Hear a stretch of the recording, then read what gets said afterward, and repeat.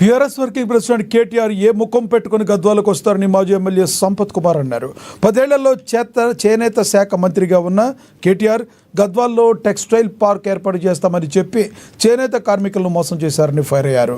శంకుస్థాపన ఫలకం చుట్టూ పిచ్చి మొక్కలు మొలిచాయని అక్కడికి కేటీఆర్ వెళ్ళి చూడాలని సూచించారు. కేసీఆర్ ఫిరాయింపులపైన తానే సుప్రీంకోర్టులో పిటిషన్ వేశారన్నారు. మీరు చేస్తే సంసారం, వేరే వాళ్ళు చేస్తే వ్యభిచారమా అంటూ సంపత్ కుమార్ మండిపడ్డారు. మహానుభావుడు చేనేత శాఖ మంత్రి ఉండి టెక్స్టైల్ పార్క్ పెట్టి ఇప్పుడు గద్వాలు పోతుంటే కనబడుతుంది. రైట్ సైడ్ లో చూడమని కోరుతా ఉన్నాం కేటీఆర్ గారిని.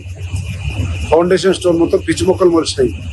ఏం లేదు, లుటపీస్ చేనేత కార్మికులు మోసం చేస్తే పొద్దుమని లెగిస్తే తండ్రి కొడుకులు ఆర్డీఎస్ మీద పాదయాత్ర చేసినామని చెప్పుకునేటోళ్ళు ఆర్డీఎస్ మీద కొట్లాడి తెచ్చినటువంటి తుమ్మిళ్ళ ప్రాజెక్టును సగం సగం పూర్తి చేసి మల్లమ్మ కుట్ట పెండింగ్ పెడుతుంది.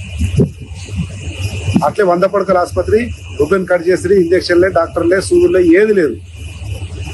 మున్సిపల్ శాఖ మంత్రిగా 4 మున్సిపాలిటీలకు ఇన్ని కోట్లు అన్ని కోట్లు అని తండ్రి కొడుకులు అనౌన్స్ చేసి ₹1 రాలేదు, లుటపీస్ అయింది. ఈ రకంగా ఏది కూడా చేయకుండా మళ్ళీ మొన్న ఎన్నికల్లో మాయమాటలు చెప్పి కులం పేరు మీద మతం పేరు మీద చిచ్చు పెట్టి గెలిచింది కదా. ఇప్పుడు మళ్ళీ వస్తున్నావు, ఏం ముఖం పెట్టుకొని వస్తావు? అదే 10 సంవత్సరాలు మీరు ఏంది ఈరోజు రేవంత్ రెడ్డి గారి నాయకత్వంలో ప్రజాపాలన వడివడిగా అడుగులేస్తూ 100 పడకల ఆసుపత్రి ఓపెన్ చేసినాం. అలంపూర్ నియోజకవర్గ ప్రజలు అందరూ కూడా సల్లంగా ఆరోగ్యాన్ని కాపాడుకుంటున్నారు.